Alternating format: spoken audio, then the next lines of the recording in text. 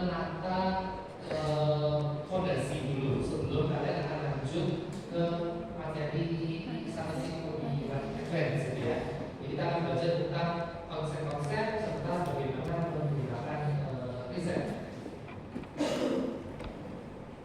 Kalau kita belajar statistik di ilmu yang lain, mereka juga menggunakan statistik ya. Jadi keluarga besarnya adalah statistik. Nah, statistik yang digunakan di kedokteran kita sebut sebagai bio.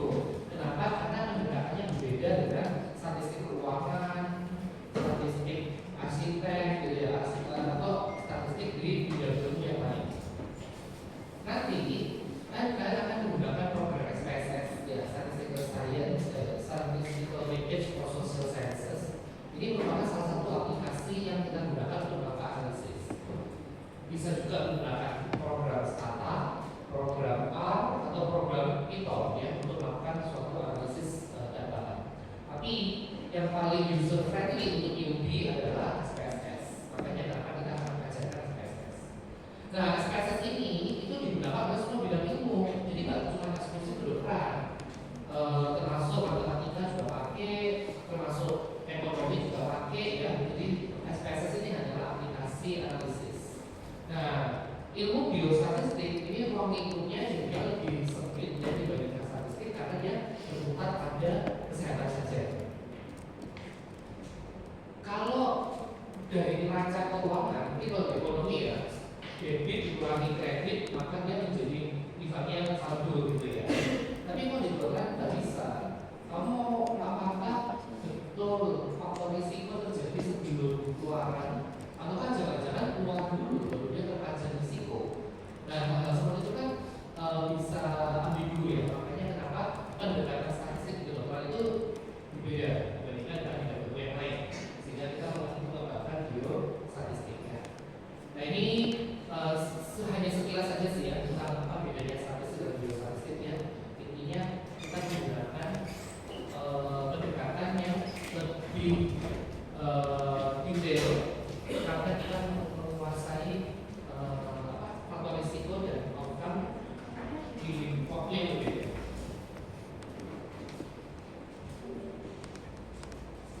Nah, ini kita bisa lihat. Jadi kesimpulannya di biostatistik ini dia mengaplikasikan ilmu statistik tapi untuk kepentingan kesehatan. Jadi lebih spesifik, ini hanya untuk health related sciences ya. Berikutnya, kenapa kita harus menggunakan statistik? Ya, ini beberapa alasan. Untuk penelitian, epidemiologi, diagnosis, dan juga manajemen.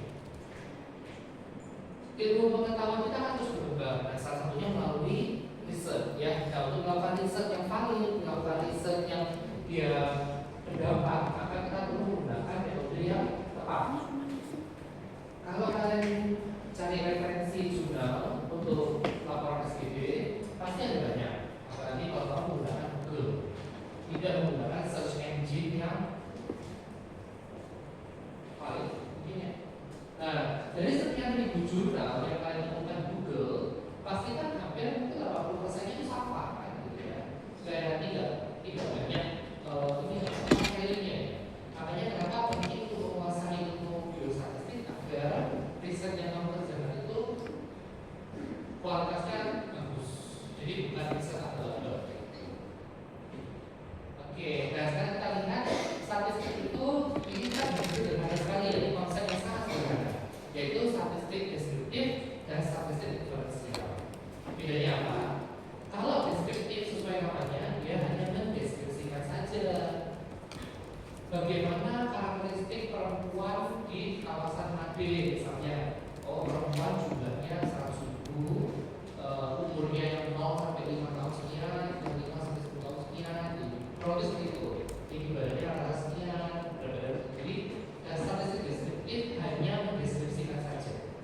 That's it. Tergantung apa yang mau kamu deskripsikan.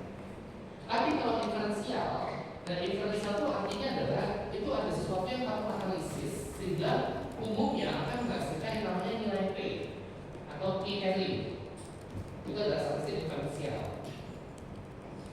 Misal, kalian mewakilkan sampai 100 orang.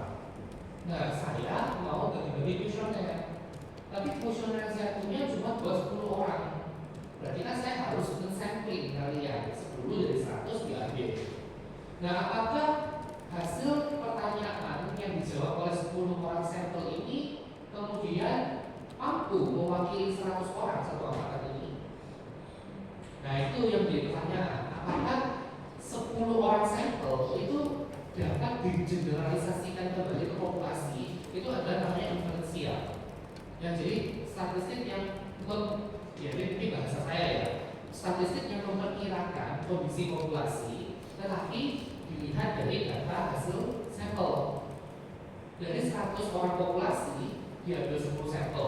10 sampel ini yang diteliti.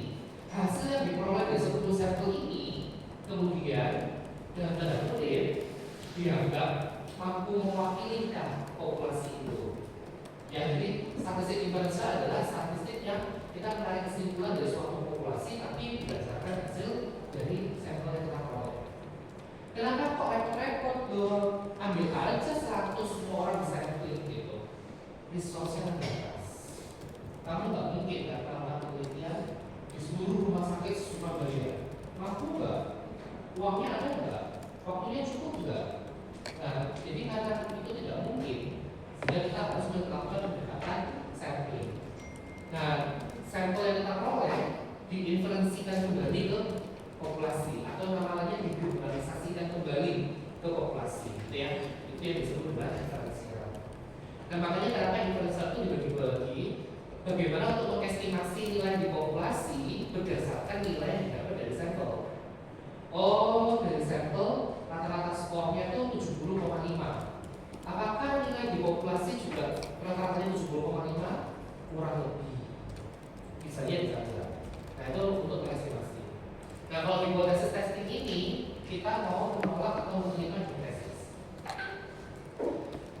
Hipotesis itu adalah jawaban sementara, ya, namanya hipo. Hipo kan di bawah. Tesis itu kan statementnya ya. Nah, maka hipotesis itu merupakan jawaban sementara dari suatu pertanyaan. Kalau ditanya apakah terdapat hubungan antara merokok dengan kanker paru, maka hipotesisnya bisa dua. Bisa ya ada hubungan atau tidak ada hubungan. Nah, untuk menjawab mana yang mana, maka kita bisa menggunakan uji diferensial ini menentukan hipotesis mana yang diterima, mana yang ditolak. Apakah betul rokok itu memiliki hubungan yang bermakna dengan kejadian kanker paru? Jadi salah satu contoh manfaatnya kenapa kita harus melakukan statistik diferensial. Dan buat kalian yang nanti menggunakan skripsi, kalian mau melakukan penelitian deskriptif, kayaknya di UC masih boleh ya. Tapi kalau kalian juga mau melakukan analitik juga nggak apa-apa. Ya, maka kita justru mengencourage kalian minimal analitik. Jangan kalau bisa, jangan kalau saya jangan deskriptif aja, itu kayak terlalu gampang ya. Deskriptif kan terlalu gampang. Cuman udah tahu perempuan tuh jumlahnya 100, rata-rata umurnya 20, tinggi badannya rata-rata 105. Cuma deskriptif aja, menggambarkan karakteristik. Ya. Jadi kalau bisa penelitiannya ke analitiknya. Nah, sekarang kita masuk ke terminologi ya. Ini adalah terminologi yang akan banyak saya temukan dalam kuliah-kuliah data. Data ini adalah sekumpulan dari informasi atau value yang kamu ambil dari sampel. Berarti data ini merupakan satu set informasi ya. Jadi ini yang kamu pakai untuk diolah dalam SPSS atau aplikasinya. Ya. Kemudian data ini memiliki satuan. Ya, satuan data ini bisa macam-macam. Makanya kamu harus tahu jenis data kamu apa. Kalian bisa lihat ada data nominal, ada data ordinal, data interval, dan data rasio. Berarti setiap jenis data pasti jatuh dalam salah satu kategori ini. Kalau dia bukan nominal, ya dia ordinal. Kalau bukan ordinal, ya interval atau rasio. Jadi ini pasti setiap data pasti jatuh di dalam salah satu kategori ini. Tidak mungkin ada data yang tidak punya jenis datanya. Kalau ditanya jenis kelamin laki dan perempuan, itu masuk kira-kira data yang mana? Sebelum kalian tahu definisinya ya.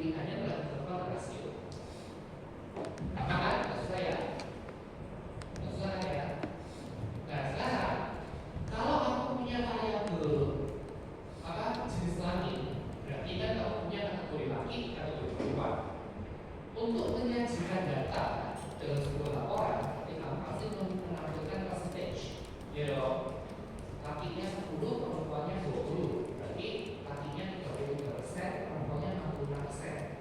Total 100%. Nah, how to report tadi ini maksudnya adalah frekuensinya. Kalau data kategori, jadi data kategori itu dilaporkan dalam bentuk nilai absolutnya 10 orang laki, 20 orang perempuan, atau dalam value relasinya itu percentage 33% laki, 66% ke perempuan. Oke, ini data deskriptif untuk yang frekuensi. Tapi kalau data kamu ada lagi di badan, jadi satu kelas ini ukur semua tinggi badannya, dapat tuh dari yang paling pendek sampai paling tinggi dalam bentuk numerik. Dan dari 100 orang ini berarti kita bisa hitung rata-rata tinggi badan, bisa kita hitung standar deviasi tinggi badan, bisa kita hitung nilai minimum, nilai maksimum, nilai median, termasuk nilai modus, ya, angka-angka yang sering muncul di populasi. Familiar ya dengan istilah ini kan? Ini adalah sifat baku, ya. Nah ini kita lakukan untuk data-data yang bersifat numerik. Jadi kamu harus tahu jenis data kamu. Kalau data kamu kategorik, berarti dilaporkan dalam bentuk percentage, absolute value-nya dan percentage-nya. Tapi kalau data numerik dilaporkan bisa dalam bentuk rata, median, min, max, sifat baku. Nah, jadi oke. Berikutnya kalau inferensial statistik, kita akan menampilkan data dalam bentuk estimate nilai value-nya. Misal, contohnya dari 10 orang sampel yang diambil dari 100 kalian didapatkan rata-rata tinggi badannya 155 misal.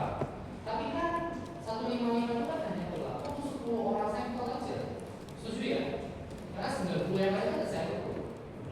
Nah, saya mau mengeneralisasikan kembali nilai 155 ini dari sampel secara diferensial kembali ke 100 orang yang dalam populasi, sehingga nilai populasinya berubah menjadi rentang.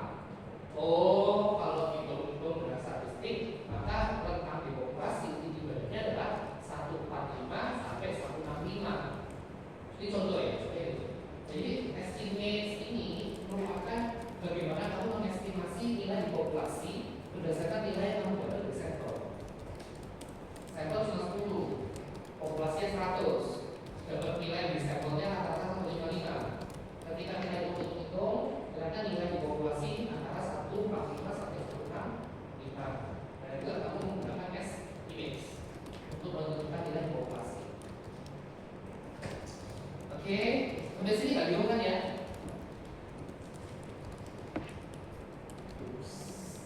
Ini tanda ini artinya. Ya, ada yang bingung. Ada yang bingung. Ada apa kok ya? Jadi bisa semua kan? Sampai sini nggak bingung kan?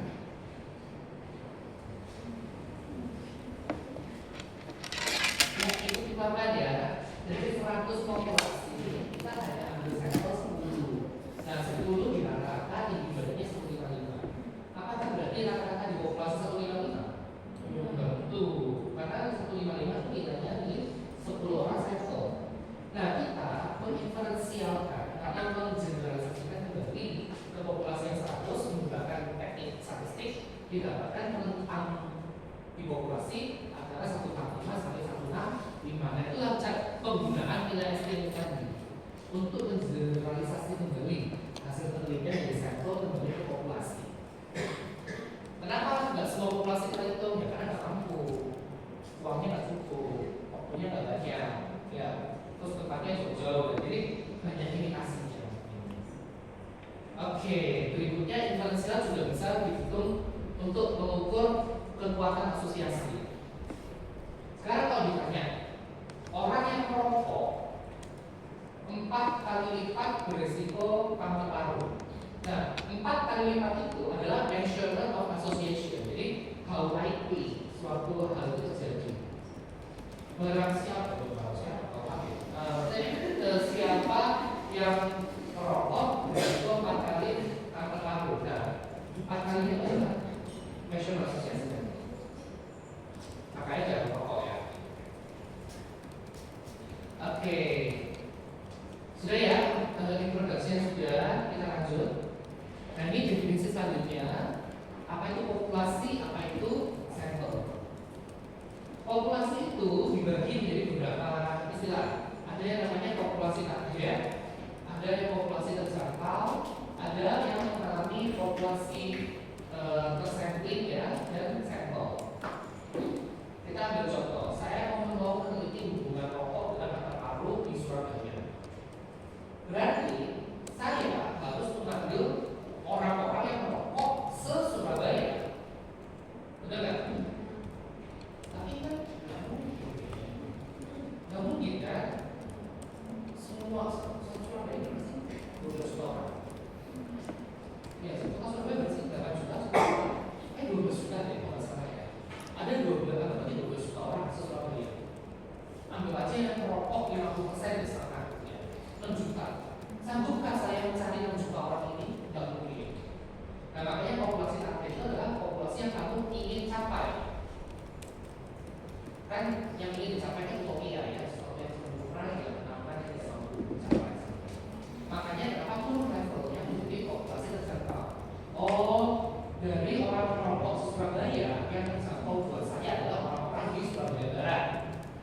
Itu populasi terjangkau. Saya bisa mengakses orang-orang yang Surabaya Barat saja. Timur Tengah Selatan Utara dulu, gitu ya. Itu populasi terjangkau. Dan dari terjangkau kan barangnya masih ada lagi Kelurahan Made, Makassar Santri, yang lain-lain gitu ya.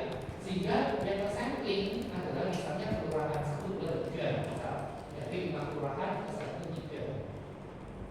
Nah dari 3 yang tersampling ini dilihat mana yang sesuai dengan kriteria eligibilitas, yaitu kriteria inklusi dan kriteria eksklusi. Populasi yang memenuhi kriteria inklusi, inklusinya dari rokok ya tadi ya, maka dia bisa menjadi sampel penelitian. Nah dari populasi tersampling, maka kita hanya ambil sebagian yang sesuai dengan kriteria yang kita tentukan untuk menjadi sampel penelitian. Barulah kita meneliti yang sampelnya aja. Oke, sampai sini paham ya bedanya ya? Kok ada populasi target, populasi terjangkau ya, kemudian ada populasi yang tersampling dan sampel itu sendiri. Berarti dari 6 juta orang se-Surabaya, mungkin se-2,5 jutanya mungkin Surabaya Barat misal gitu ya, yang rokok ya. Dari 2,5 juta kemudian di sampling dapatkan misalnya 1000. Nah udah 1000 ini yang dijadikan sampel gitu sebenarnya. Nah jadi dari sini paham ya bedanya definisi populasi dan sampel ya konsepnya. Jadi sampel adalah bagian dari populasi yang bigger picture-nya. Ketika kalian melakukan penelitian, tolong rumuskan populasi dan sampel itu dengan spesifik.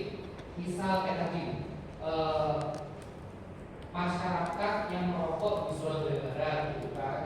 Jadi masyarakat yang merokok di Kelurahan Made. Nah, sampelnya adalah masyarakat yang merokok di Kelurahan Made yang memenuhi kriteria inklusi dan tidak memiliki kriteria eksklusi. Gitu. Jadi kelihatan pola pikirnya itu betul gitu. Jadi sistematisnya itu nyata.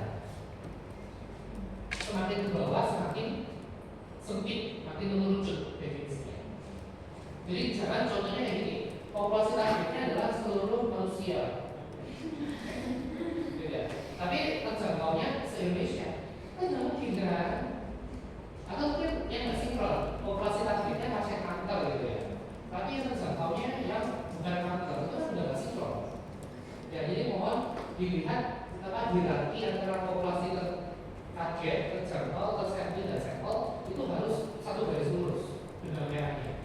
Ada sistematikanya, konsisten. Ya. Nah ini contohnya ya. Jadi nggak bingung ya kalau dari pakai gambar kan kita paham bahwa sampel adalah bagian dari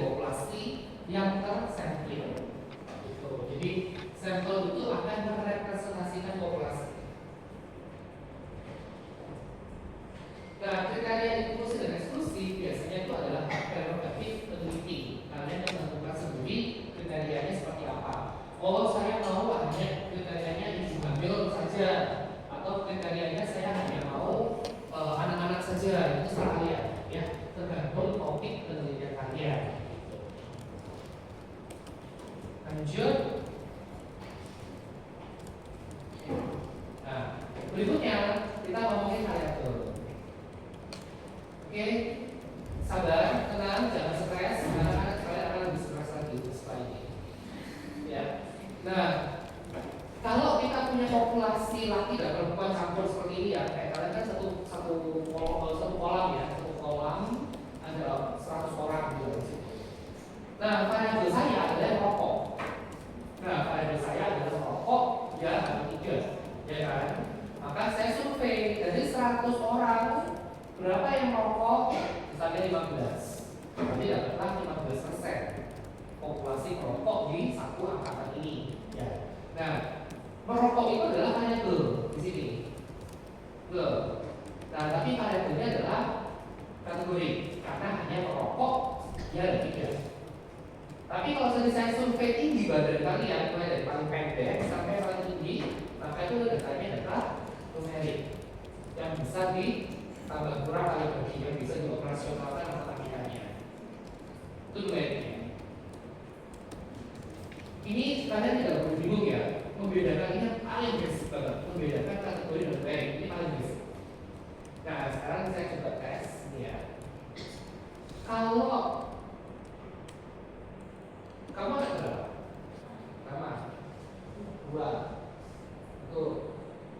Anak 3 ada? Anak 4? Anak 5? Ada? Anak 6? Oke. Kalau jumlah anak, datanya berapa?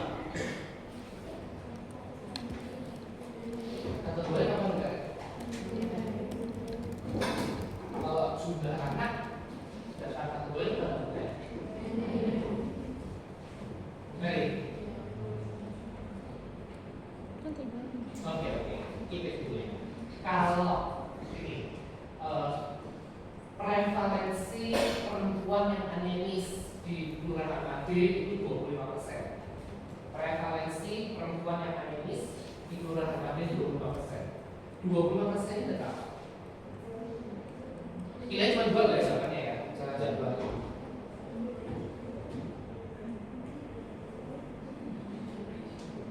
Apa? Jadi, dari kategori. Yang ini? Ya, kita coding ya. Prevalensi anemis pada perempuan anemis di kelurahan AB itu 25%. 25% ini datanya data numerik atau data kategori? Yang data numerik angkat-angkat. Angkat-angkat yang numerik. Kategori 1, 2, 3, 4, 5, 6, 7, 8, 9, 10, 11, 12. Oke. Ya, ya bukan tidak bisa ya. Jadi 25% itu adalah data kategori. Tuh, kok kategori tapi kok angka? Loh, angka kan 25%. Tapi kok kategori? Karena 25%-nya itu ya ini, 75%-nya tidak ini. Jadi 25% itu kategori. Itu just or no sebenarnya. Adanya tidak kok sebenarnya. Nah, makanya hati-hati ya, kita mampu mendefinisikan variabel kamu. Apakah itu kategori atau numerik? Kalau jumlah anak, misalnya kamu survei ibu, bu anaknya berapa? 2, 3, 5, 10 gitu ya. Itu data numerik. Itu data numerik karena bisa ditambah berapa enggak. Tapi kalau kamu anak berapa, itu bisa data kategori. Nah, ini tergantung POV ya. Tergantung POV dan bagaimana kamu nanti akan mengolah data itu. Makanya penting kamu mendefinisikan variabel kamu ini kategori atau numerik dengan tepat. Keuntungannya apa? Kalau di bidang statistik, data numerik itu dianggap lebih superior dibandingkan data kategori. Kenapa? Karena data numerik dapat dikategorikan, tapi data kategori tidak dapat dikategorikan. Contoh, hipertensi, tensi di atas 120 ya, yang baru ya, tapi lama 130 atas, gitu ya. Hipertensi dan hipertensi sesat. Nah, berarti kan tensi kita tuh bisa di cut off. Oh, kalau cut off-nya 140 ke bawah masih dianggap normal misalnya. Cut off-nya ke atas dianggap hipertensi. Nah, misalnya Umur, ya. Umur di bawah 18 di cut off adalah anak, di atas 18 dewasa. Nah, jadi keuntungan data numerik adalah dia bisa dikategorikan. Tapi kalau data kategori dia tidak bisa dikategorikan. Nah, oleh karena itu, ketika kamu ambil penelitian dan ambil data, tolong diambil kalau bisa data numeriknya, mutahnya. Kalau bisa diambil numeriknya. Nanti masalah dianalisis dalam bentuk kategori itu urusan nanti. Karena kalau misalnya kamu bikin kuesioner ini, contohnya kuesioner, umur kamu berapa? 10 sampai 12, 13 sampai 15, 16 sampai 18. Nah, kalau kamu bikin kuesioner seperti ini, kita nggak bisa hitung rata usianya, ya kan? Karena sudah kadung kamu berikan dari awal. Tapi seandainya kamu bilang umur berapa, garis itu ya 11, 13 gitu. Dan ini data mentah ini bisa kamu olah menjadi apapun yang kamu mau. Jadi makanya sebisa mungkin kalau memungkinkan ya ambillah data numeriknya, nanti masalah diolah sebagai nilai kategorik itu nanti di tahap analisis. Sebisa mungkin ya. Oke, sampai sini kategori numerik bingung kan ya? Maka cuma dua kategori numerik, tidak ada kategori lain. Dan kita lihat sebelahnya. Ada nominal, ada ordinal, ada interval, ada rasio. Kita akan bedakan di sini. Kalau dia kategori, pilihannya cuma 1 dan 2, nominal atau ordinal. Tapi kalau dia numerik, pilihannya cuma 3 dan 4, interval atau rasio. Bedanya apa sih? Itu maksudnya. Nah, saya lihat di sini. Kalau nominal itu merupakan derajat data paling rendah. Artinya dia hanya berputar di kategori saja yang setara. Contohnya kategori yang setara ini jenis kelamin, laki perempuan itu setara, tidak ada yang begini. Hidup mati itu setara, tidak ada yang begini. Baik guru, nah itu juga setara. Ya tidak, itu setara. Nah, data kategori yang seperti itu dianggap sebagai data nominal. Yang tidak baik buruk, hitam putih, hitam bodoh, sehat sakit, hidup mati, nah itu data nominal. Jadi kategori datanya itu setara, tidak ada begini. Tapi kalau data ordinal, dia sudah ada derajatnya, ada hierarkinya. SD, SMP, SMA, S1. Nah itu ada derajatnya. Variabelnya adalah pendidikan. Variabel tingkat pendidikan, kategorinya adalah SD, SMP, SMA, S1. Itu data kategori, ya, tapi ada hierarkinya. Jadi tidak bisa dicampur aduk datanya. Itu contoh data ordinal. Data ordinal juga termasuk data numerik yang dikategorikan. Kayak tadi, umur 18 tahun ke bawah, anak, 18 tahun ke atas, dewasa. Itu adalah data ordinal. Jadi numerik kalau di cut off, dikasih jadi kategori, dia jadinya ordinal. Nah terus interval rasio bedanya apa? Nah, untungnya ya, kalau di SPSS mereka tidak membedakan interval sama rasio karena mereka bedanya tipis sekali.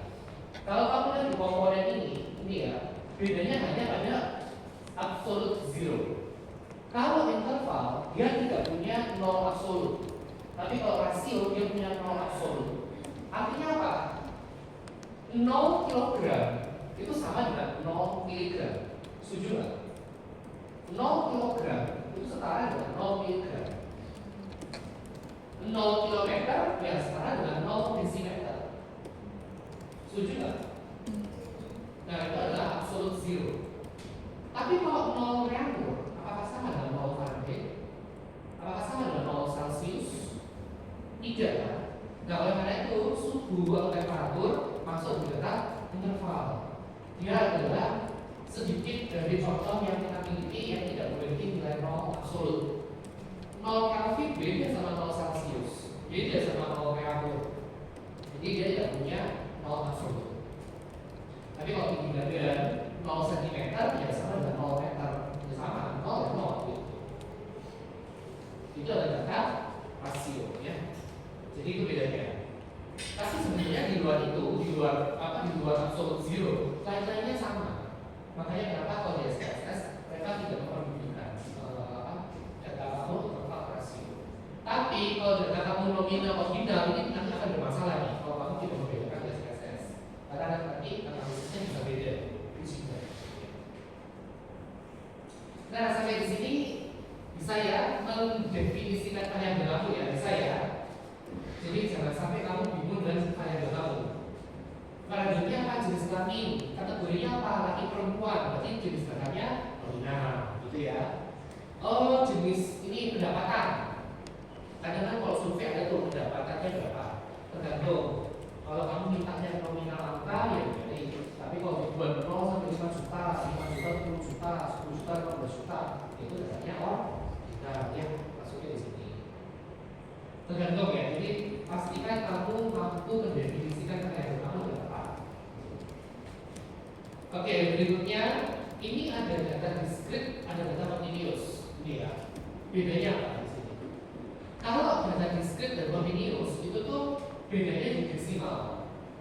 Kalau data itu bisa dibuat koma sekian, koma ya, 10,1, 2,7. Nah, itu adalah data continuous. Jadi bisa dibuat menjadi pecahan desimal. Tapi kalau data diskrit nggak bisa. Anaknya berapa? 2,5. 2,5 apa ya? Punya anak 2,5 itu maksudnya ya apa sih? Nah, nggak mungkin toh jumlah anak 2,5 nggak mungkin, ya kan? Nah, jadi data-data seperti itu bentuknya data diskrit. Jumlah jari berapa? 10,5 juta. Ya kalau mau didapuri bisa sih 10,5 ya. Ya jadi paham ya, ada diskrit sama continuous ya. Jadi dia sama-sama data numerik, tapi yang satu bisa dibuat desimal, yang satu tidak. Dia pecahan murni, ya nilai murni ya, bukan pecahan. Oke.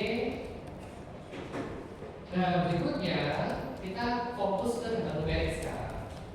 Kan kalau data kategori kan oke, kita fokus ke data numerik. Di data numerik ini kita bisa lihat kalau 100 orang dari kalian ini diukur tinggi badannya dan populasi kalian ini adalah populasi normal sebenarnya, maka tinggi badan kamu 100 ya pasti akan tersebar mengikuti kurva Gaussian ini. Ini adalah sebenarnya data normal berbentuk kurva bell shape. Jadi dia bentuknya lonceng gitu. Kalau itu nilainya normal ya. Jadi pasti akan ada yang tingginya paling pendek, tapi ada juga yang tingginya paling tinggi. Tapi di tengah-tengah kalian pasti akan umumnya di tengah-tengah sini, rata-ratanya sini. Ini adalah sebaran data numerik yang normal. Tapi kalau kita mau mensurvei tinggi badan di pemain-pemain basket, pasti semuanya 190 semua. Nah itu kan tidak bisa menentukan populasi. Pasti datanya akan skew ke kiri seperti ini, karena semua orang tinggi semua. Yang pendek-pendek hampir nggak ada. Atau sebaliknya, kamu juga surveinya di orang-orang yang pendek, yang stabil gitu ya. Ya semuanya pendek di sini. Nah ini data ini disebut dengan skew ya. Skew to right atau skew to left atau ekornya. Kalau ini kan ekornya ke kiri, ini skew to the left gitu ya. Kalau ini kan ekornya ke kanan, ini skew to the right gitu ya. Nah kalau kurvanya skew, berarti kamu tahu data numerik kamu sebenarnya tidak normal. Karena kalau normal, mean sama dengan median sama dengan modus itu merupakan nilai sentral tendensinya dia, ukuran pemusatan data. Ya jadi nggak mau kalau statistik ini ya pasti belajar operasional matematika seperti ini karena ini penting untuk tahap selanjutnya gitu ya. Saya rasa kalau mean median modus sudah paham semua kan, atau ada yang nggak tahu definisi mean median modus? Tahu kan ya, rata median itu nilai tengahnya sama modus pada nilai tengahnya yang lucu ya. Oke. Nah selanjutnya selain nilai median dan modus, kita juga punya nilai range atau jangkauan. Jangkauan itu berarti nilai minimum sampai nilai maksimum. Itu adalah range. Range-nya berapa? Oh tinggi badannya rata-ratanya 155, tapi range-nya 120 sampai 188 misalnya. Nah misalnya itu ya. Jadi yang terendah di kelas ini adalah 120, tapi yang tertinggi di kelas ini bisa 188. Kemudian variance ini merupakan akar dari simpang baku. Ya, Ini kalau kamu lihat rumusnya variance ya, S itu dia akar dari sigma baku. Ini semacam itu lah. Jadi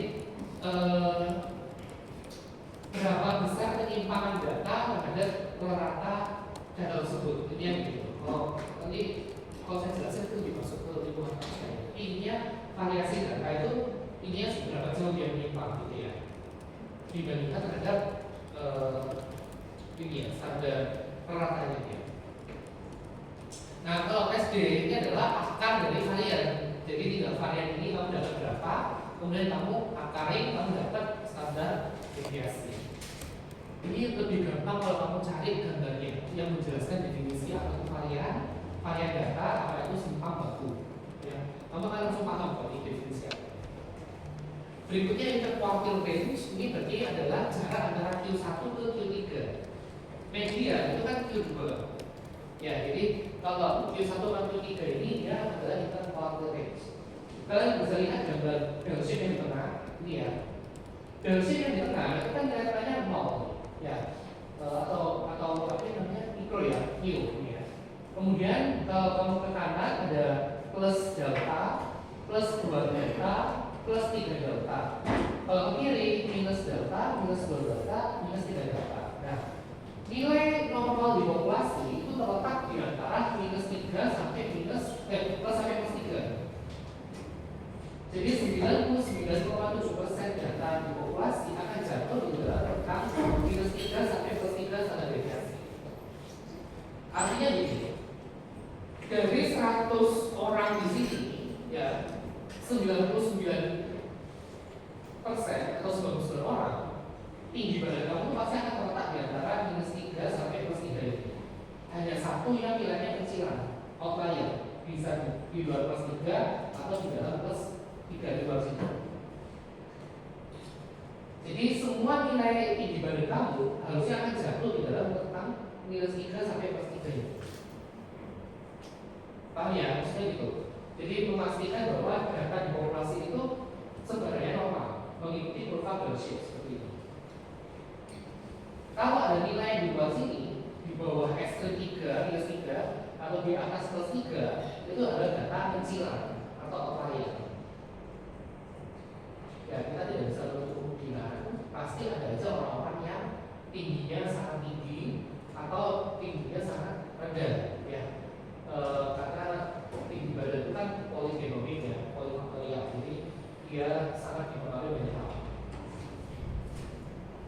Nah, konsep ini tadi ukuran penyebaran data itu bisa disebar kalau tadi ya jangkauan varian data, simpang baku ataupun interquartile. Jadi data itu bisa dikumpulkan melalui satuan tadi ya, rata sama median, modus. Tapi kalau untuk ukuran sebaran data kita menggunakan range, varian, standar deviasi dan interquartile range.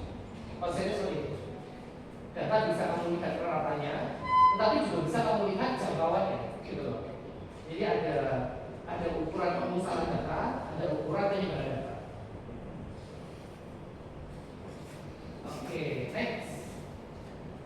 Nah, ini sekarang kita masuk ke sedikit yang lebih sulit. Jadi tadi itu masih basic ya.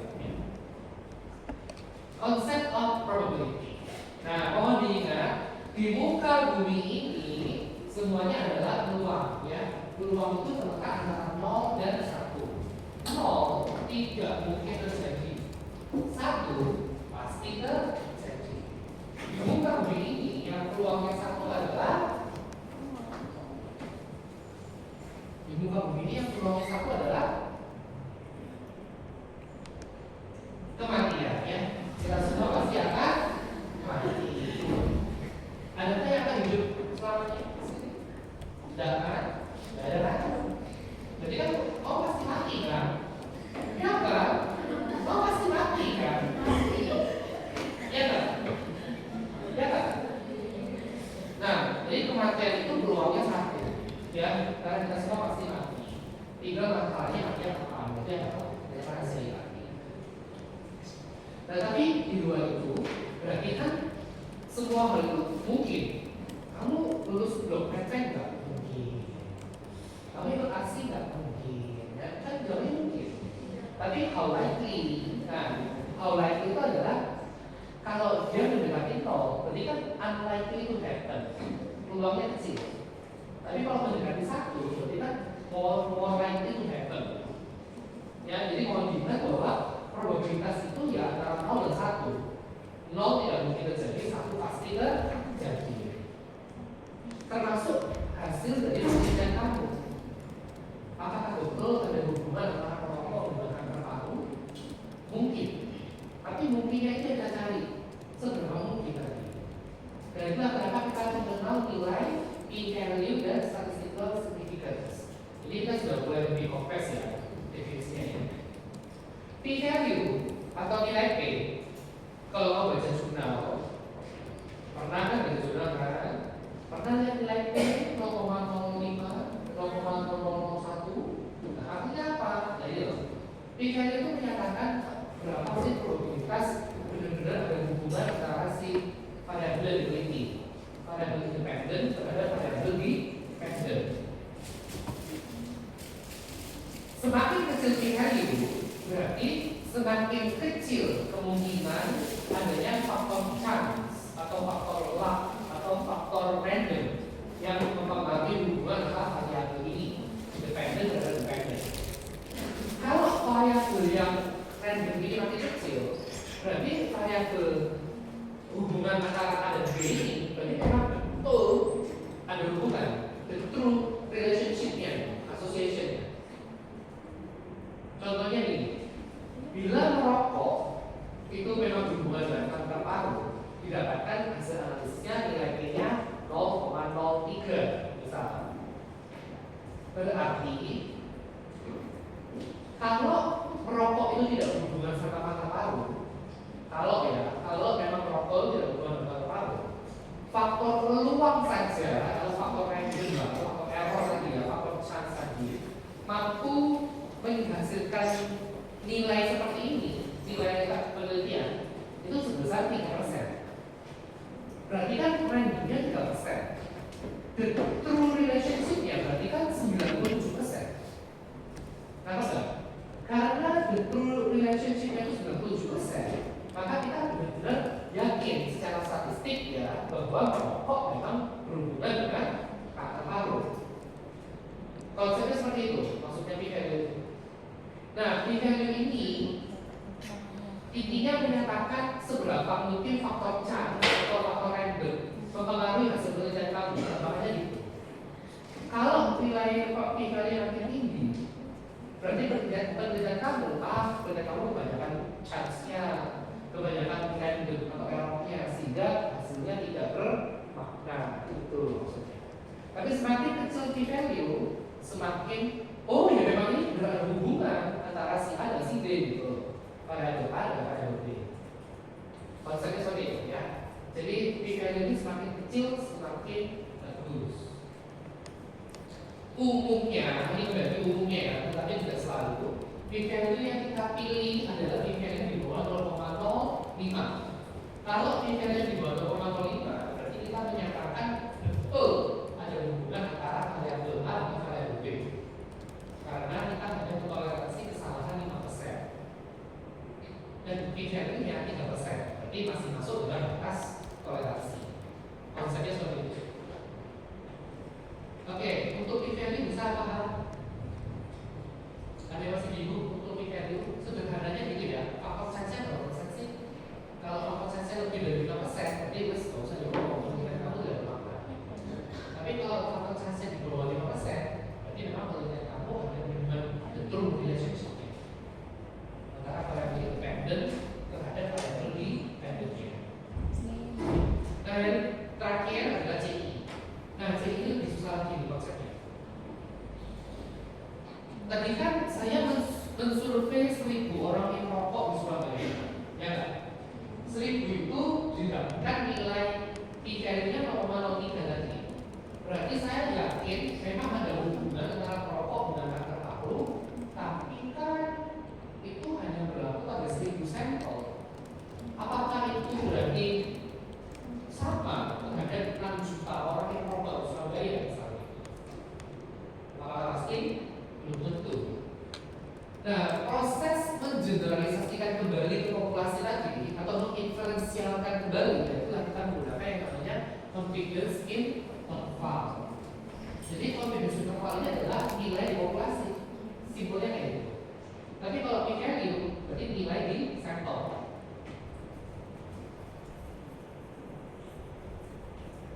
Jadi jangan tertukar ya. P-value itu nilainya sampel, pilih sampel. Kalau CI pilih populasi. Jadi CI ini akan menggambarkan generalisasi hasil sampel terhadap kembali ke populasi. Nah, CI ini bisa nempel pada besaran asosiasi apapun. Ya, jadi makanya CI ini bentuknya macam-macam. Itu yang harus kita tahu ya. CI ini bentuknya bisa rata, bentuknya bisa rasio, bentuknya bisa frekuensi, macam-macam. Jadi CI ini bisa nempel ke besaran asosiasi manapun yang digunakan oleh penelitian tersebut. Dalam hal ini tadi saya menggunakan frekuensi rokok, ya kan? Maka CI ini akan menempel pada frekuensi rokok tadi. Tergantung datanya apa. Oke, ini contohnya tadi ya.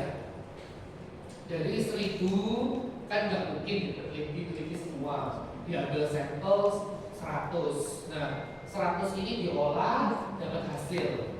Hasil itu hanya berlaku pada 100 sampel, tidak berlaku pada 1000 populasi. Sehingga kita menggunakan pendekatan generalisasi atau inferensial untuk menarik kesimpulan yang ada di populasi. Kalau sampelnya begini, ya kira-kira populasinya begitu.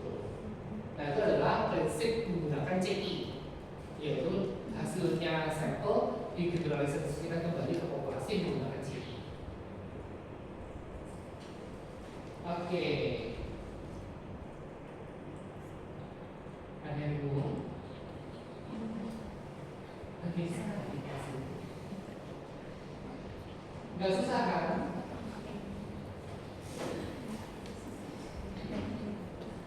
Ini kuliahnya basic konsep ya. Jadi ini semua adalah basic.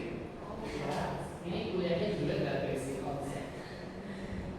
Jadi apa setelah ini adalah basic ya. Harus dipahami.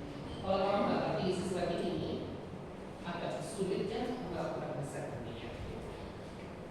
Ya, jadi mohon diresapi ya. Oke. Sudah? Sampai sini ada pertanyaan dulu nggak? Oke, kita review sedikit ya. Data itu kan ada numerik, ada algorit, ya kan? Kalau data algorit biasanya kita hanya tampilkan bentuk value-nya sama percentage-nya biasanya. Tapi kalau data numerik kan bisa diolah, bisa ditambah, dikurang, di rata-rata, dihitung interquartile-nya, bisa dihitung standar deviasinya, ya itu karakteristik data numerik, ya kan? Ada ukuran pemusatan data, ada ukuran penyebaran data. Itu parameter-parameternya nanti rata, mean, median, modulus, range, standar deviasi, varian, interquartile range, itu parameter-parameter yang bisa kita gunakan. Kemudian data itu ada skalanya tadi ya, nominal, ordinal, interval, ataupun rasio. Oke, jadi itu prinsip ya, sifat-sifat dari data. Nah, sekarang kita masuk ke dalam penelitian. Saya kan menghipotesiskan rokok itu menyebabkan kanker paru. Itu hipotesis saya.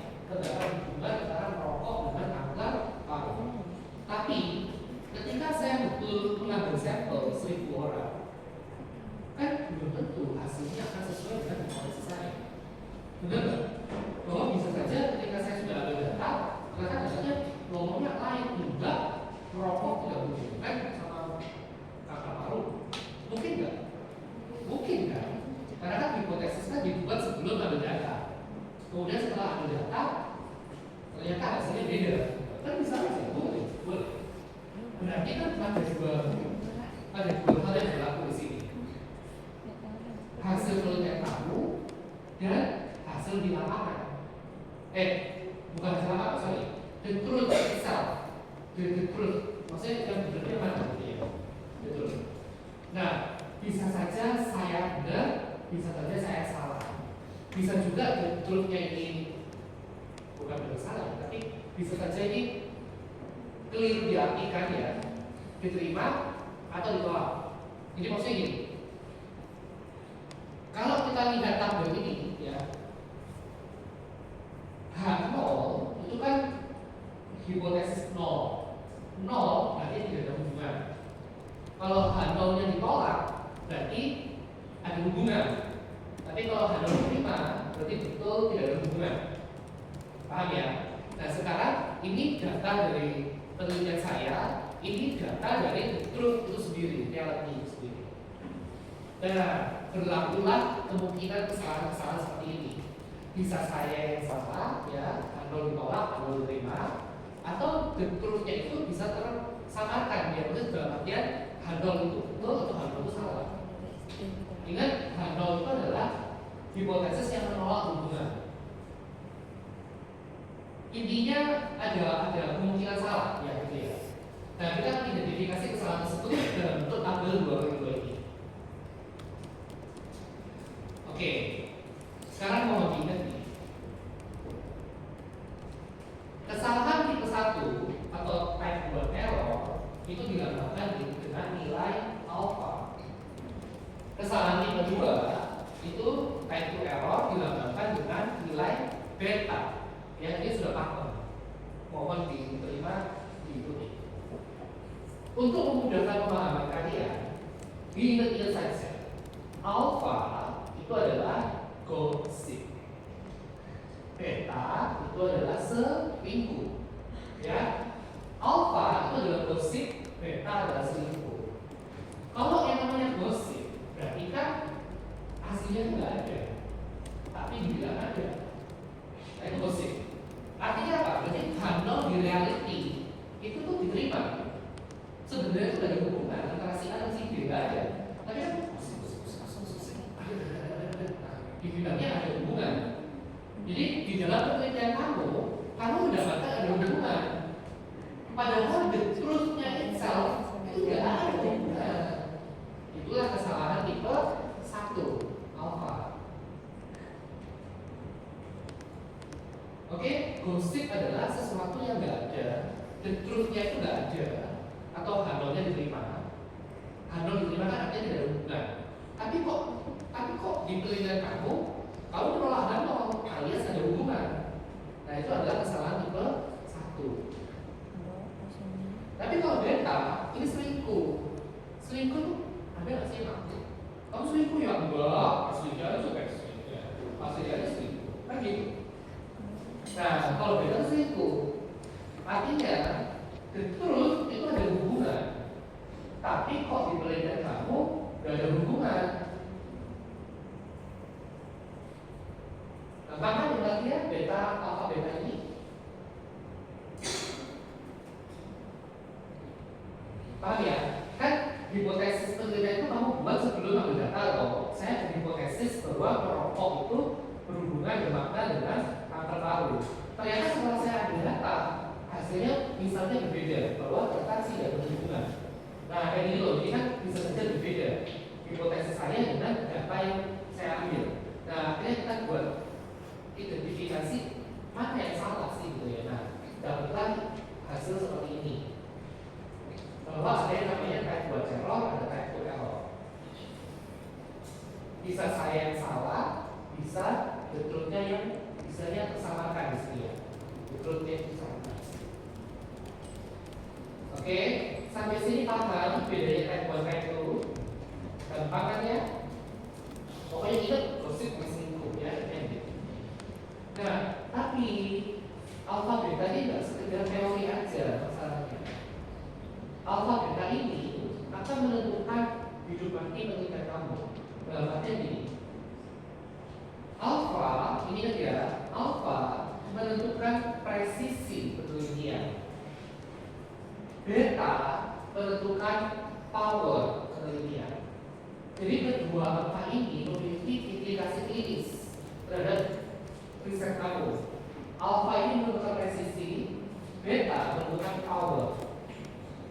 Makanya penting untuk kamu tahu benar-benar pemahaman alfa dan beta ini. Nilai alfa, nilai beta ditentukan oleh peneliti. Dalam hal ini kalian kalian sendiri untuk riset kamu.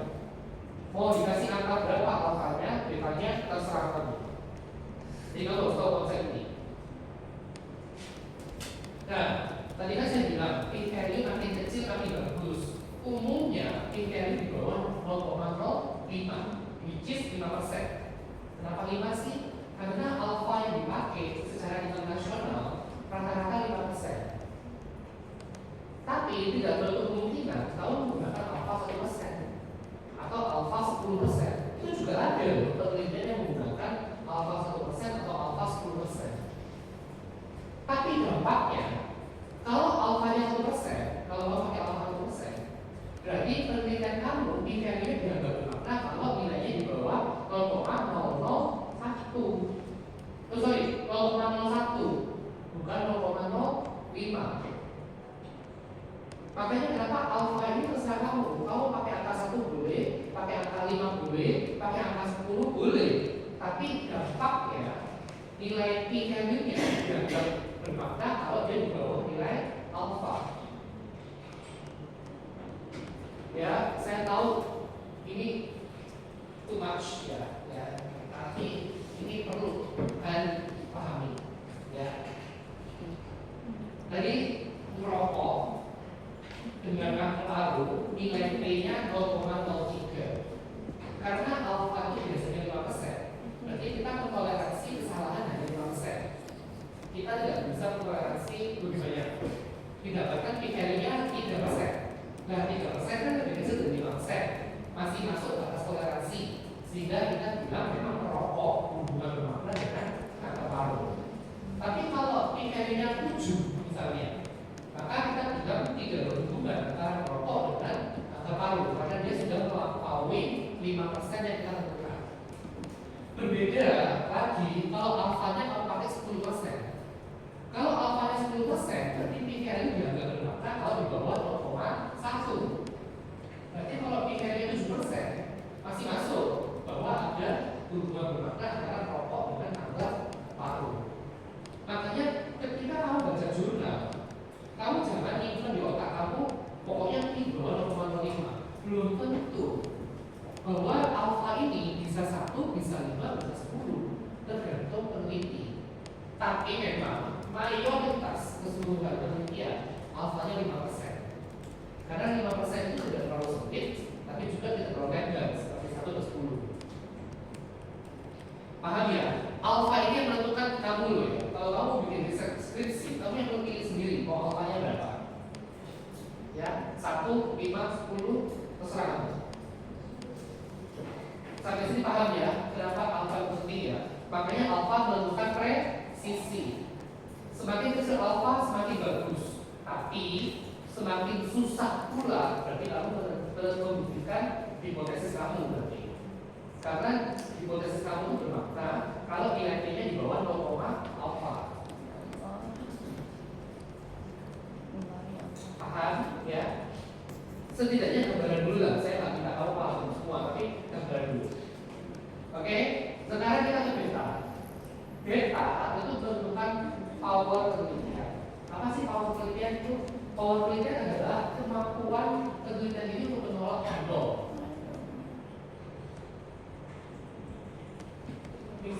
Misal ya, kalau penelitian sampelnya 10 sama penelitian sampelnya 1000, kamu lebih yakin sama hasilnya kamu? Kenapa? Nah, maksudnya secara logik kamu bisa mikir ya, kalau penelitian sampelnya 10 sama sampelnya 1000, kamu lebih percaya hasilnya sampel 1000 kan? Nah, sampel 1000 itu sedikit banyak menentukan power penelitian. Jadi makanya power penelitian itu adalah kemampuan untuk menolak handol. Maksudnya gini, kalau suatu penelitian sampelnya sedikit, nggak usah ngomongnya dia bermakna atau enggak, karena dia aja belum tentu bisa menolak handol itu sendiri gitu. Malah kalau hasilnya itu handol diterima, kita nggak tahu karena memang handol itu betulan diterima atau karena memang dia tidak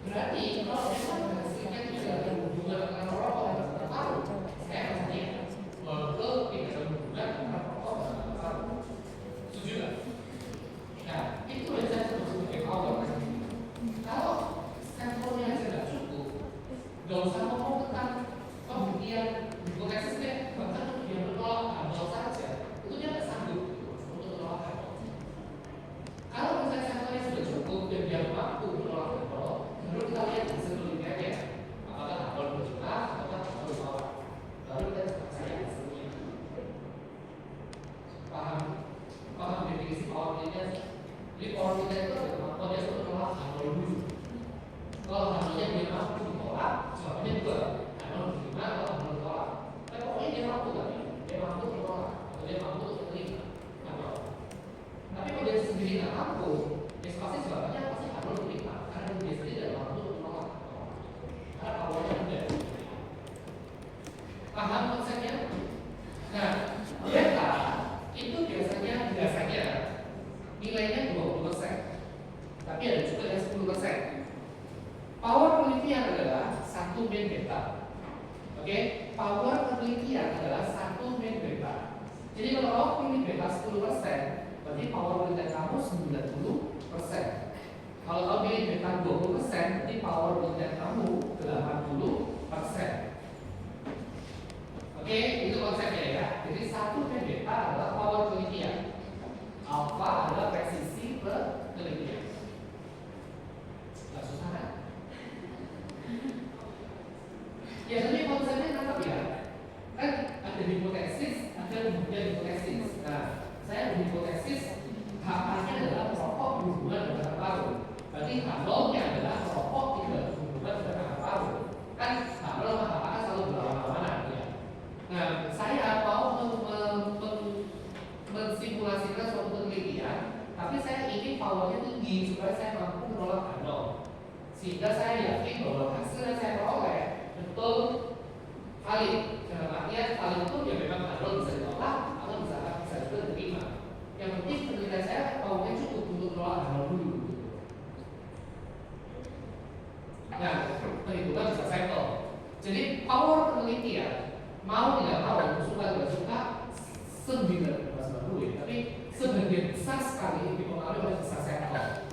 Semakin banyak sampelmu, semakin kuat powermu.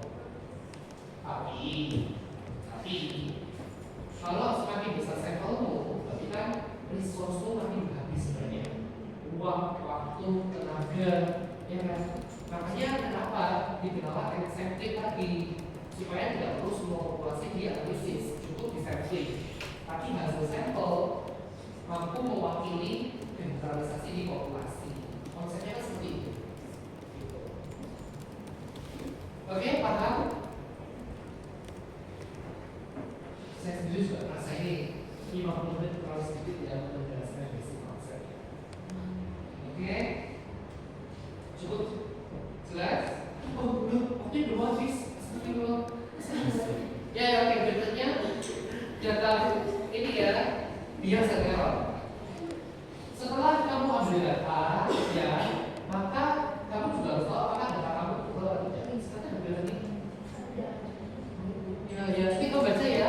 Bias sama error ini intinya adalah ini kesalahan secara sistematik error atau ini random error. Jadi beda. Kalau random error dia akan mengubah nilai, tapi tidak mengubah rata di sini. Jadi makanya nilai yang betul itu kan yang warna biru. Tapi kalau dia ketambah random error, nilainya berubah jadi hijau. Jadi ini adalah random error. Tapi kalau systematic error, dia menggeser semuanya. Dalam artian, misal kamu mau mengukur tinggi badan, tapi meterannya kamu nempel, ini salah nempel. Ternyata semua orang jadi minus 5 cm misalnya. Jadi semua orang minus 5 cm dari yang seharusnya, karena kamu salah pasang meteran. Nah itu adalah systematic error. Jadi semua orang kena minusnya 5. Tapi kalau random error itu gini, meterannya betul, tapi yang ukur misal, yang ukur ada yang pendek, ada yang tinggi. Jadi ketika orang pendek ukur tinggi, dia kayaknya sih segitu gitu. Tapi kalau yang tinggi ukurannya dia jadinya akurat, karena dia kelihatan. Nah itu contoh kalau random error ya. Jadi nggak semua orang terbiasa gitu maksudnya. Jadi kalau systematic error ya semua bias gitu. Sehingga dia menggeser nilai ratanya. Nah, setelah kamu ambil data di lapangan, kamu tidak bisa langsung dianalisis mentah-mentah ya. Jadi harus juga ada data cleaning, maksudnya data-data itu dibersihkan, data-data itu coding ya, coding. Kemudian kalau perlu ditransformasi. Transformasi itu maksudnya kayak tadi data numerik, data UBK. itu adalah transformasi. Kemudian baru dianalisis, kemudian diinterpretasi dan divisualisasi hasilnya dalam bentuk tabel, grafik atau narasi yang sesuai. Ingat ya, melakukan penelitian itu hanya menilai pola pikir, judul, pertanyaan penelitian, rencana metodologi, kemudian hasil dan kesimpulan itu harus sinkron, satu benang merah. Jangan judulnya prevalensi anemia pada ibu hamil, ternyata telusur-telusur kok ada populasi ibu nggak hamil juga diambil. Jadi kan nggak sinkron. Nah itu loh, jadi membuat suatu penelitian itu hanya melihat benang merah yang sinkron sebenarnya ya. Sesimpel itu sebenarnya. Pelatih kamu berpikir sistematis. Apa yang kamu tanya, itu yang kamu rumuskan metodenya, itu yang kamu analisis hasilnya, itu yang kamu tampilkan diskusinya dan disimpulkan. Jangan nggak ditanya hasilnya keluar, atau malah lebih gila lagi ditanya hasilnya malah nggak ada. Itu nggak sinkron jadinya. Ya, membuat skripsi itu simpel itu sebenarnya, nggak susah, beneran. Yang penting itu sistematisnya itu benang merahnya jelas. Oke.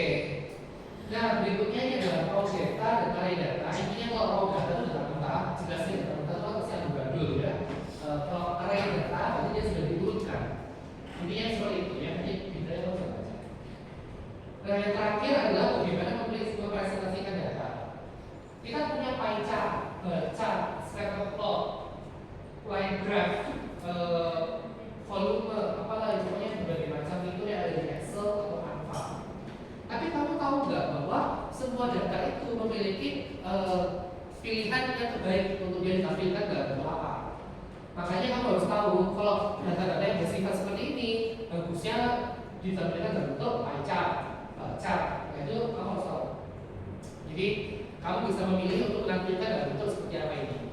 Ini kan bar chart ya, pie chart, ini leaf, ini diagram daun ya, leaf.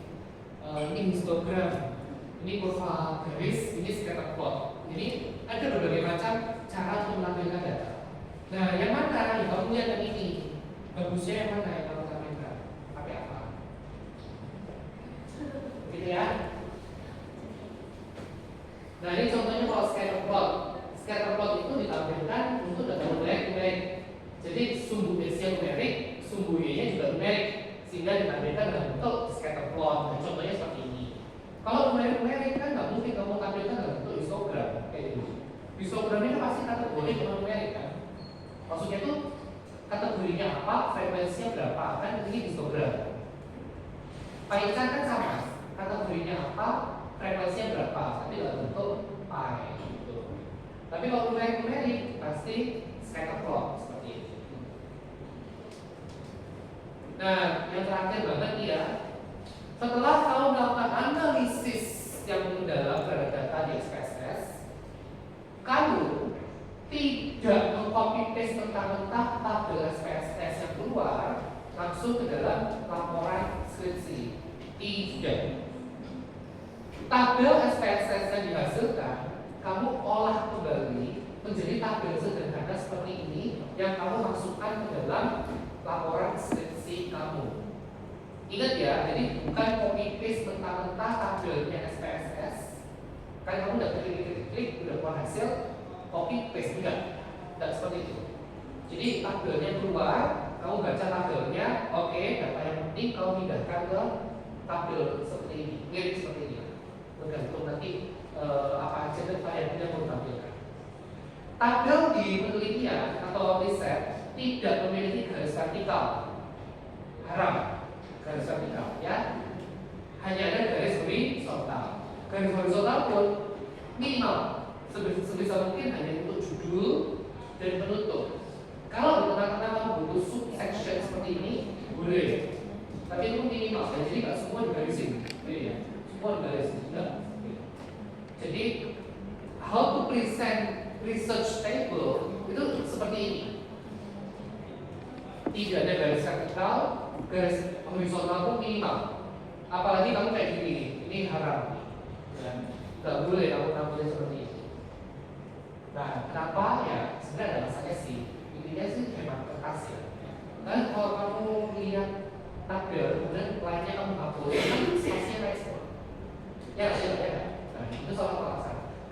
jurnal adalah hal yang terbatas.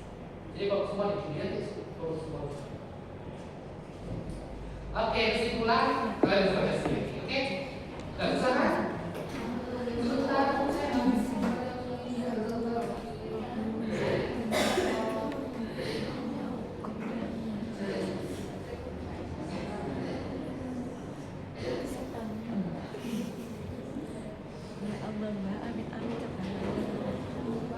Oke, kuliah sendiri.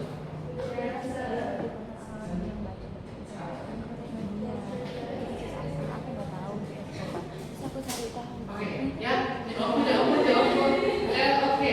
Kalau kita intervensinya dalam 15 menit, apa ya, oke. Data deskriptif ini sudah tahu ya. Deskripsi, analisis kan tahu ya, tadi ya.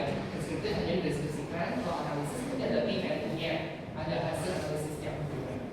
Kemudian, bagaimana kamu mengambil data itu bisa retrospektif, jadi data di masa lampau, terutama akademik.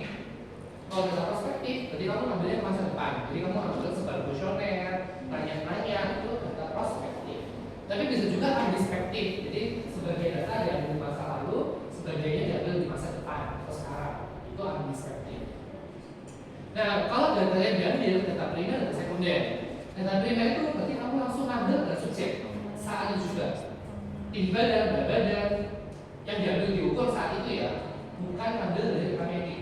Kalau kamu ambil dari rekam medik itu berarti data sekunder. Jadi semua yang kamu ambil dari rekam medik ini adalah data sekunder biasanya. Gitu. Tapi yang kamu ambil langsung dari subjek itu adalah data primer ya. Berikutnya kita punya pendekatan observasi dan intervensi. Bedanya adalah kalau observasi memang yang melakukan observasi, kamu tidak melakukan apapun. Tapi kalau intervensi berarti kamu melakukan suatu tindakan, terutama tikus. Tikus dikasih makan jagung, dikasih makan keju, misal. Kemudian kita mau ukur berat badannya. Tikusnya ternyata berat badannya lebih gemuk yang keju. Nah, berarti kita bisa berhipotesis bahwa keju berhubungan dengan berat badan tikus, misalnya gitu. Nah, pemberian keju dan jagung itu termasuk intervensi, karena kamu melakukan sesuatu. Tapi kalau observasi, enggak, kamu belajarnya tikusnya terus. Oke, ya, terus kamu ukur. Nah, itu adalah observasional. Oke, jadi bedanya adalah kalau intervensi, kamu ada melakukan sesuatu terhadap subjek. Dan sesuatu itu biasanya kamu misalkan ada yang mendapat perlakuan, ada yang tidak mendapat perlakuan, atau perlakuan A, perlakuan B. Itu adalah interventional research. Nah, ini adalah kategori dari interventional dan observational. Ini adalah jenis-jenis desain penelitian: case report, case series, cross-sectional, case control, case control, prospective cohort, retrospective cohort, RCT dan experimental. Ya, ini adalah jenis-jenis desain penelitian. Dalam blog MK21 ini kamu akan baca satu persatu tiap jenis penelitian. Nah, untuk interventional ini, kalau mau gampang, tikus biasanya. Nah, tikus itu biasanya contohnya di sini atau di sini. Oke, tadi tikus kasih makan ukur berat badan, udah di luar. Jadi kita mau membuktikan beda pangan, ya beda berat badan, itu maksudnya. Itu adalah penelitian intervensional. Nah, kunci dari intervensional adalah ini namanya eksperimental atau intervensional ya. Maka peneliti itu akan mengassign setiap subjek ke kelompok masing-masing. Kelompok treatment A, kelompok treatment B, atau kelompok kontrol. Itu kalau dia tidak pangan, tidak lengan. Nah, paling gampang itu pada penelitian obat. Pasti kan obat hipertensi baru, ini obat placebo. Nah, itu intervensi bisa. Intervensi. Karena satu orang kamu kasih obat baru, yang satu kamu kasih placebo. Ya, ini masuk ke penelitian intervensional. Nah, kuncinya apa? Kalau di intervensional tadi, event itu harus terjadi karena efek perlakuan peneliti. Jadi memang peneliti ingin tahu apa manfaat atau efek yang ditimbulkan dari perlakuan ini. Saya ngasih keju, saya ngasih jagung. Saya ingin tahu berat badan tikusnya setelah makan selama seminggu. Berarti kan memang berat badannya naik apa turun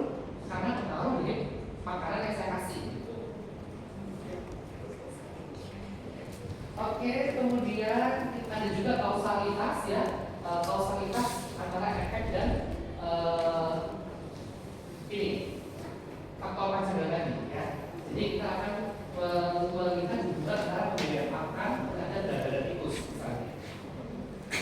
Nah, tikus kamu kan setelah seminggu diobservasi berat badannya naik, ya kan? Nah, pertanyaannya, kamu yakin nggak berat badan tikusnya naik itu karena pakan yang kamu kasih? Kalau kamu mau intervensi jenis pakan misalnya, mungkin nggak tikusnya itu memang punya gemuk aja, bukan karena faktor pakan aja. Bisa nggak? Bisa. Atau ternyata sebelum kamu beli tikusnya lagi hamil. Makanya ketika diobservasi beratnya naiknya cepat karena dia lagi hamil tikusnya gitu. Betul nggak? Bisa aja kan? Berarti kamu tahu bahwa observe effect dari kenaikan berat badan tikus pasca diberikan pakan yang berbeda itu belum tentu karena pengaruh dari pakan yang kamu kasih. Betul nggak? Makanya kenapa kamu melakukan kontrol terhadap variabel yang tidak bisa maksudnya variabel yang bisa kita identifikasi dan ini kita exclude dari penelitian. Kita hanya ingin menilai hubungan antara jenis pakan terhadap peningkatan berat badan tikus setelah seminggu atau 2 minggu diobservasi. Nah itu kenapa observe effect itu harus menggunakan natural history, extra effort ini ya, atau observer bias, sehingga kamu benar-benar murni mendapatkan kausalitas antara beda pakan terhadap peningkatan berat tikus. Gitu. Ya, jadi kita menghilangkan yang ini semua. Nah, cara menghilangkan ini dengan cara apa? Salah satunya adalah kalau randomized control trial kita menggunakan randomisasi dan blinding dan placebo. Jadi adalah usaha-usaha yang kita lakukan untuk menghilangkan variabel-variabel yang ingin kita exclude tadi, sehingga hanya menyisakan the true effect dari faktor yang kita pajankan terhadap subjek gitu ya. Jadi saya benar-benar ingin tahu pengaruh pemberian pakan terhadap berat badan tikus dengan menyingkirkan semua hal ini menggunakan randomisasi, banding dan placebo. Nah, yang selanjutnya ini adalah syarat ya, syarat sebuah eksperimen itu disebut sebagai eksperimen ya. Maka dia harus memenuhi syarat replikasi, randomisasi dan kontrol. Jadi ini semua harus terpenuhi. Jadi replication itu merupakan jumlah dari pengulangan, tetapi dia bukan merupakan jumlah dari pengukuran berulang. Berbeda ya. Jadi misal tikus itu ditimbang hari ini, ditimbang besok lusa. Itu adalah repeated measurement, bukan pengulangan. Tapi misal tikus kamu kasih makan seminggu pakai pakan A, ya. Nanti kelompok tikus yang lain diulang lagi dengan pakan yang sama selama seminggu juga. Di kelompok tikus yang lain juga pakan yang sama seminggu juga. Ternyata kalau tiga-tiganya memberikan hasil yang konsisten, berat badannya naik, berarti kamu bisa mendapat keyakinan ya bahwa memang pakan ini akan meningkatkan berat badan tikus gitu. Ingat ya, jadi replikasi ini adalah jumlah kelompok yang dilakukan beberapa kali, bukan pengukuran yang diulang beberapa kali. Nah, jadi perlakuannya bukan dilakukan beberapa kali, bukan pengukurannya. Ya. Kemudian contohnya ya, bagaimana kalau melakukan replikasi, jadi setiap grup dilakukan 3 kali. Contohnya ini, ini setiap grup dilakukan 3 kali, jadi ada replikasi beberapa kalinya untuk setiap grup gitu. Bukan measurement yang berulang ya, beda ya antara replikasi dan measurement. Berikutnya randomisasi.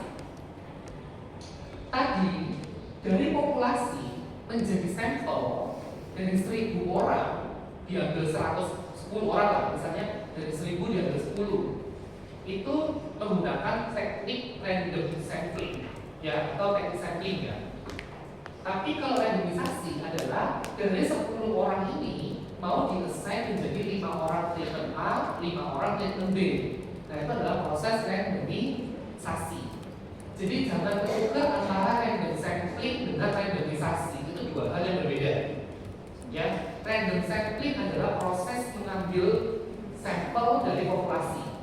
Randomisasi adalah proses mengkategorikan aja ya, kayak mengassign bahwa subjek ini masuk ke kelompok ini, subjek itu masuk kelompok itu. Nah, secara random gitu. Ya, jadi ini nggak boleh ketukar. Kenapa kita perlu randomisasi? Karena ingat, dari populasi mereka semua memiliki faktor-faktor yang kita nggak bisa kontrol. Jadi ada faktor confounding ataupun faktor-faktor yang tidak kita tahu di luar dari variabel yang ingin kita teliti. Nah, untuk menyamakan baseline, ya, baseline karakteristik ya, menyamakan dan membagi rata semua variabel-variabel yang tidak kita tahu tadi, termasuk yang kita ketahui pemain kita ketahui, kita menggunakan randomisasi sehingga terciptalah grup-grup yang comparable di awal penelitian. Itu adalah prinsip atau tujuan dari randomisasi, untuk menciptakan grup-grup yang comparable di awal penelitian, sehingga nanti grup 1 obatnya obat A, grup 2 obat B, grup 3 obat C. Ternyata di akhir evaluasi mereka grup 1 obat A yang paling poten, misalnya menurunkan hipertensi misal. Nah, karena baseline-nya sama dari awal, sehingga kita bisa melihat delta tekanan darah antar grup misalnya gitu ya, karena baseline karakteristiknya sama pasca hasil randomisasi. Oke, nah berikutnya pada penelitian intervensional kita juga terkadang membutuhkan kontrol.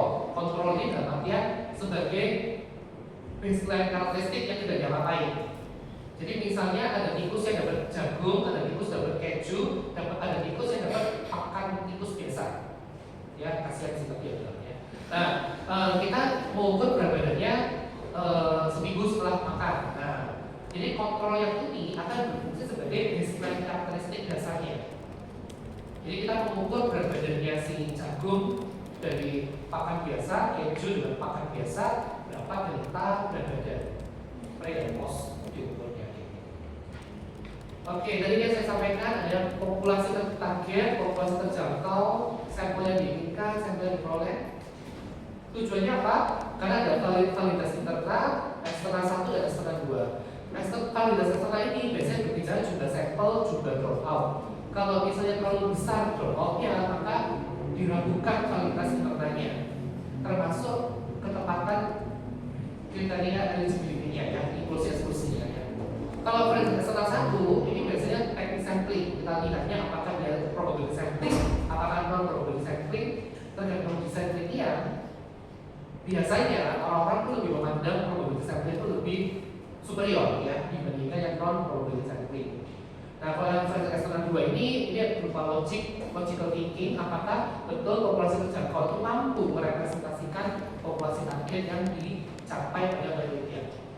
Intinya jumlah sampel ini akan menentukan banyak hal ya, termasuk interpretasi hasil. Hasil yang kamu peroleh dari si sampel kan akan diferensikan kembali ke populasi. Nah, intinya ada tahapan-tahapan validitas ini yang perlu kita cek apakah betul hasil dari sampel ini mampu digeneralisasikan kembali ke dalam populasi. Paham ya? Makanya saya bilang dari 1000 orang diambil 10 orang. Apakah betul 10 orang ini mampu mewakili karakteristik populasi yang 1000? Belum tentu. Ya, makanya kita perlu cek validitas internal, eksternal 1 dan 2. Oke, ini kamu bisa baca ya, silahkan dibaca. Nah, berikutnya terakhir yaitu tipe-tipe intervensional. Ada pre-eksperimental, quasi, dan true. Ini sebenarnya main course-nya ya. Nah, kamu bisa lihat di grafik ya Pak. Contoh ya, ini. Intinya kalau X itu ada intervensinya, O itu observasinya. Jadi di sini tidak ada proses apa-apa, tiba-tiba diintervensi, kemudian langsung diobserv. Ini adalah one shot case tadi. Tapi kalau ini pre-post test, kayak gula darah puasa, dikasih makan 2 jam diperiksa lagi. Ini adalah gula darah pre dan post test. Ini cukup sering dilakukan untuk penelitian. Ya, asam urat, kolesterol, gula darah, biasanya kan pre-post test biasanya. Ya. Nah, kalau yang ini ada static group organisasi, jadi ada intervensi, tapi ada juga kelompok kontrol. Ya, ada grup intervensi, ada grup kontrol. Yang kontrolnya kan tidak ada apa-apa, tapi kemudian setelah selesai diukur di akhir. Tidak ada ukuran di awal, tidak ada diukur di akhir. Kemudian contoh yang lain ya, non-randomized control. Nah ini lebih advance. Ada ukuran baseline, ada intervensi juga, ada ukuran setelah intervensi. Jadi kita bisa tahu delta, pre dan postnya, intragroup maupun intergroup di sini. Jadi ini bisa membandingkan banyak hal di sini atau randomized control frequency process. Oke. Nah kalau ini time series, jadi observe, ya seminggu diukur berapa bulan, minggu depan diukur, biar dapat apa karakteristiknya lebih komprehensif. Kemudian kasih angka yang berbeda. Kemudian diukur lagi, diukur. Jadi ini time series. Ini tipe-tipe eksperimental. Kemudian ada juga yang pre-post control design. Yang ini sama ya, ada randomisasi. Artinya randomisasi ya. Randomisasi, observe, intervensi, observe. Kalau yang ini randomisasi, intervensi, observe. Yang ini yang Solomon for group design, ada randomisasi, observe, intervensi, observasi. Jadi dengan menggunakan Solomon for group, kamu bisa membandingkan berbagai macam lembaga penelitian, ARM ya. Ini random, observe, intervensi, observe. Yang ini tanpa intervensi, yang ini tanpa observasi awal. Ini tanpa intervensi. Jadi kamu bisa membandingkan yang ini sama yang ini, ya tergantung variabel mana yang mau kamu bandingkan. Karena ada yang komponennya lengkap, ada yang komponennya tidak ada sama sekali. Jadi kamu bisa melihat perbedaan dari masing-masing perlakuan. Contohnya maksudnya gini. Ini dapat obat A, dapat obat B. Ini dapat obat B, dapat obat C. Ini dapat obat C, dapat obat D.